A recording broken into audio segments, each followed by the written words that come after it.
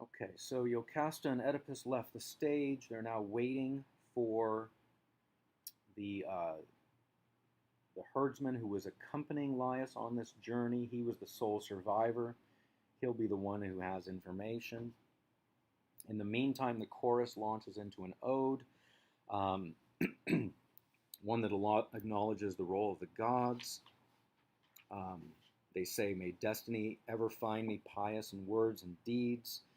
They continue on, now giving an injunction for human behavior. They say that if a man walks with haughtiness of hand or word and gives no heed to justice in the shrines of gods, despises, may an evil doom smite him for ill-starred pride of heart. The Greek word there is hubris. Okay, so they're acknowledging a reverence for the gods here, and they're locating the human action within that divine sphere. Um, their song ends and Jocasta comes out. She's bringing garlands. She's offering symbols for her prayer to grant Thebes escape from this curse. A messenger arrives. This is not the messenger they were waiting for. This is someone new. And he says he's bringing good news, right? We should definitely be clued in by this point in the play that good news is never going to be good news. He's a messenger from Corinth. And he says, I have news that will bring you pleasure and maybe a little pain. He doesn't realize how much pain, of course.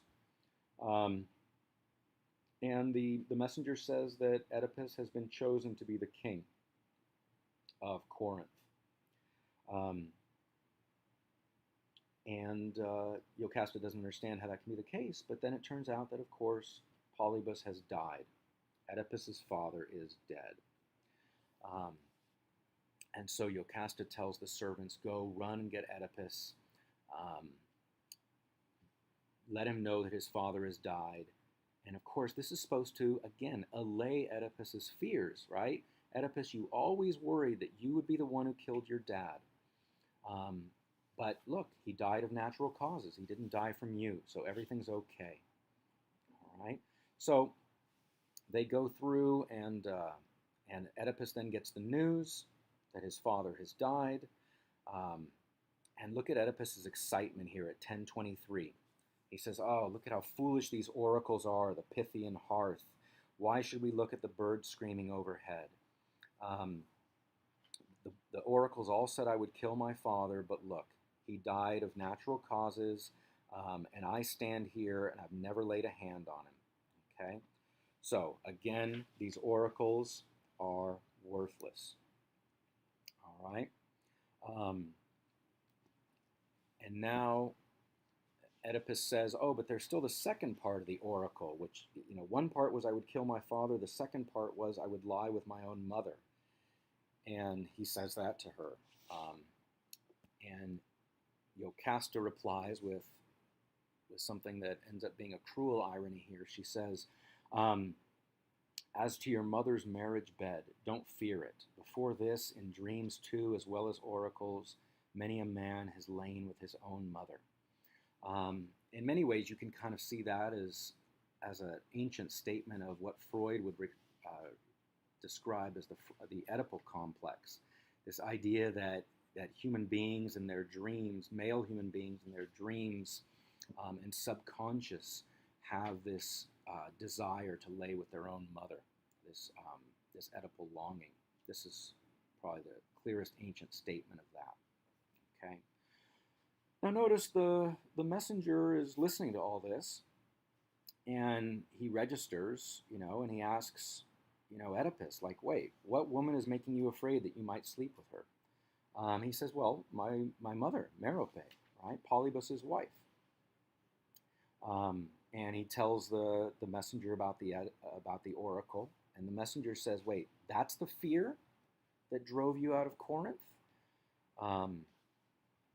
And the messenger responds and lets him know, like, I'm going to free you from this fear, sir.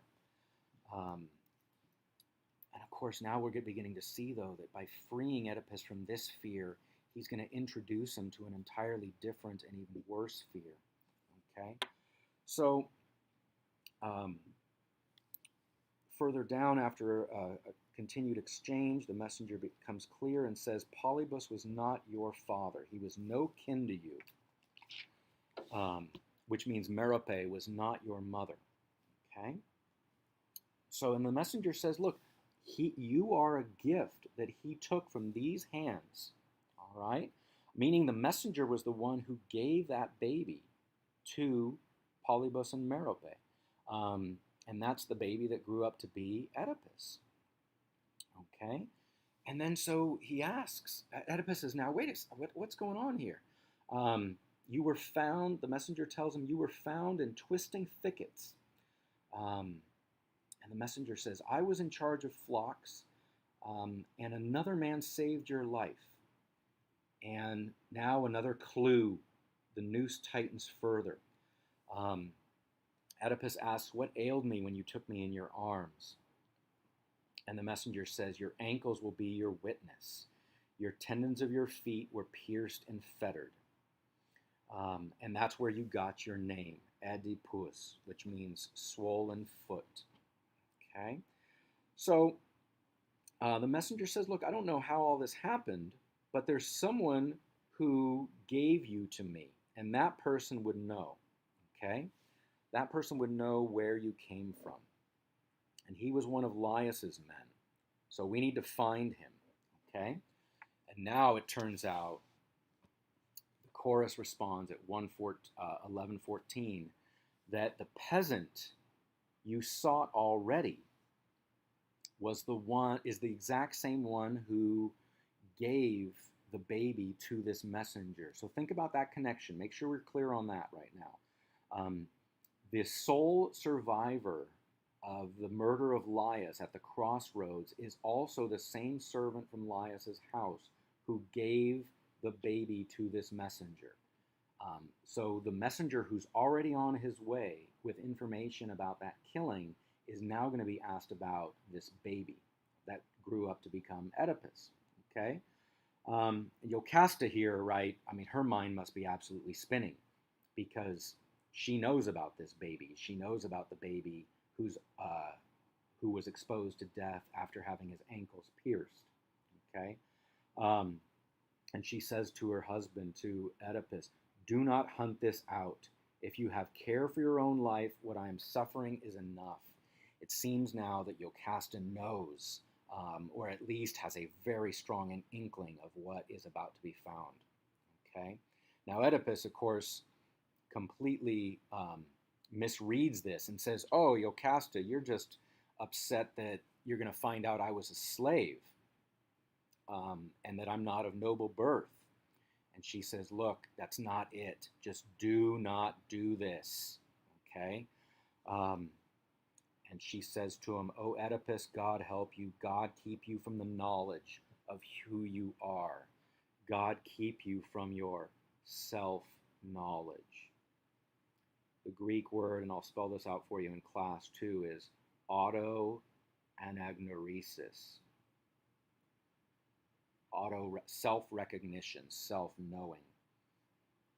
And now she leaves the stage with these final words, unhappy Oedipus, that is all I can call you, and the last thing I shall ever call you. So her closing words to him, she says, are going to be the last things she ever says. Definite foreboding in those words.